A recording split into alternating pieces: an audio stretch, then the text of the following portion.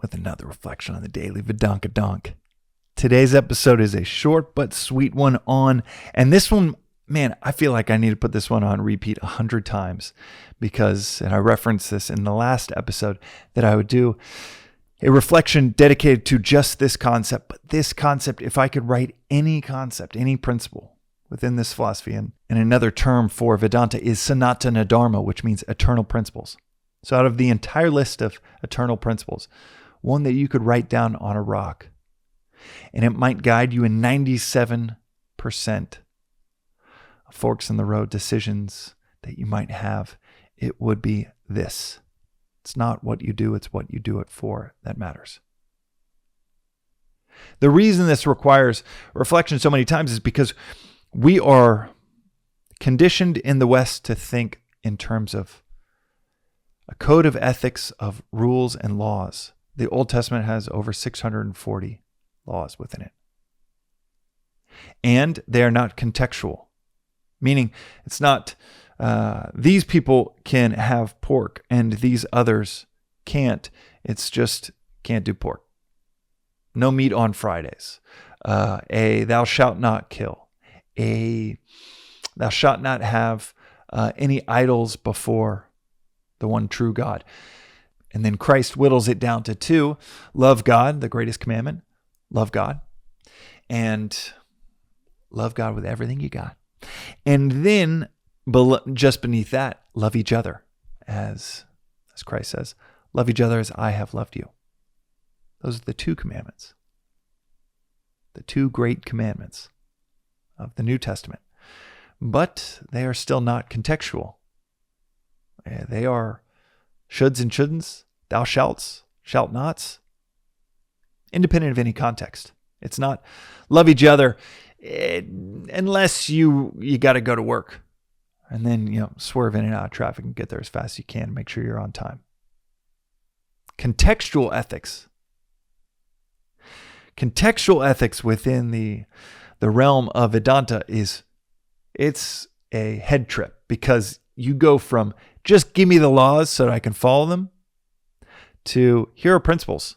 And you have to figure out, decipher when to use which one and how to do it. You've got to figure out something like Swadharma, which the last episode touches on, your nature.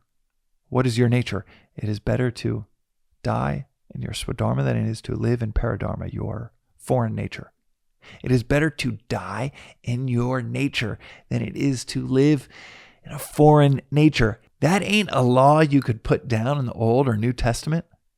That is so contextual to you, and yet it is a principle within this philosophy. It's not what you do, it's what you do it for that matters. I say that I would put it on a rock because in Venice Vedanta clubs, we will have 50, 60 people, and afterwards people will come up and ask, or during the meetings, people will ask so many contextual questions around what they should do in life. And it actually has nothing to do with the specific action. The specific action does not matter. According to this philosophy, what matters is what are you doing that action for? Are you volunteering in a nonprofit because it has a prestige? You can one-up the people around you because you're so selfless. I worked at a nonprofit for 2 years. I knew that I had a little bit of an ego edge when I graduated college and said, yeah, I'm working in poverty alleviation in South Africa. I totally knew what I was doing when I was saying that. Taking a salary hit, being able to say that versus friends that went into investment banking. And the egos that get involved in nonprofit work, my goodness. They would make many investment bankers look like absolute saints. Because it's not what you do, it's what you do it for that matters. And I can imagine all of the people listening to this that work in the nonprofit realm nodding in agreement of, yeah, there's a crazy amount of egos. Manipulative, kind of almost Machiavellian motives within the nonprofit realm. You look at politics, my God, as a nonprofit public service realm, the egos that are all over the place. The world of politics is astounding. There are egos everywhere, to be sure, but one place they certainly exist is in that beautifully simple tax bracket checkbox of nonprofit work.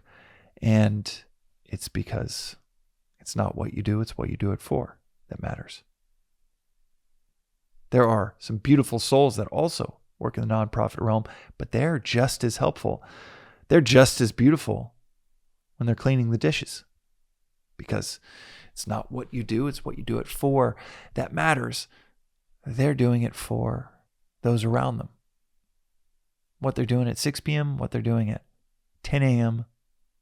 is wired for service. It's not what you do, it's what you do it for that matters.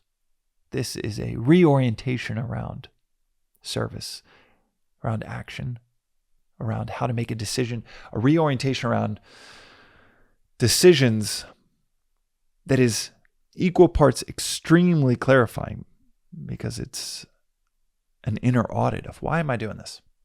Am I doing this for the hire? Am I doing this YouTube channel for the hire? Or is it for self-aggrandizement? It is equal parts simplifying as it can be disorienting, because then it requires us to do a lot of work and reflection on what we're doing, what we want to do, on the decision that we're about to make. But one thing that can help with that reorientation, and one thing that can help with any fork in the road when you're trying to decide between option A and option B, is switching from what will I get to switching to what will I become. If I choose option A, what will I become? If I go into investment banking, what will I become? If I marry this person, what will I become? If I take this job, what will I become? Using that as the rubric. Reframing the decision tree around what will I become, instead of, if I choose option A, what will I get? If I choose option B, what will I get? If I perform this service, what am I going to get out of it? And reframing it to, if I perform this service, what will I become? What is the person that I will become? This decision or this other one? Starting my own thing or taking this safe job at a big company? Trekking on my own as a freelancer, or jumping into this safe, cushy job? Because you can write a list on what you're going to get. But ultimately, the list that matters is, what are you going to become? That's the work from the social scientist and philosopher Erich Fromm when it comes to choosing decisions, a fork in the road. And this backs up so beautifully to the framework of, it's not what you do, it's what you do it for that matters. So if you have a fork in the road, if you have a big decision between option A, B, C, think through it from the lens of, what will you become in each of these decisions? And remember that it is not what you do, it's what you do it for that matters. You could have the wiring to be an amazing doctor, ballet dancer, teacher, parent. But if you go into that role as a parent of, what am I going to get out of this? How can I use this for my enjoyment? My kids are for me to feel fulfilled inside. You will be left wanting. You'll feel incomplete.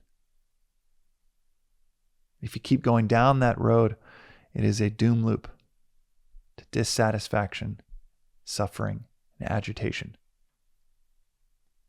It's the same act as the one that could be this beautiful, fortuitous, upward cycle of peace, satisfaction, this upward trajectory in a job towards prosperity, and yet the same act can take you in a doom loop downwards because it's not the action, it's not what you do. So what are you doing it for? For yourself or for the higher? For what you're going to get or for service? Because ultimately what matters is what are you doing it for? Not what you do. That is today's reflection on the Daily Vedantic. We'll see you next time.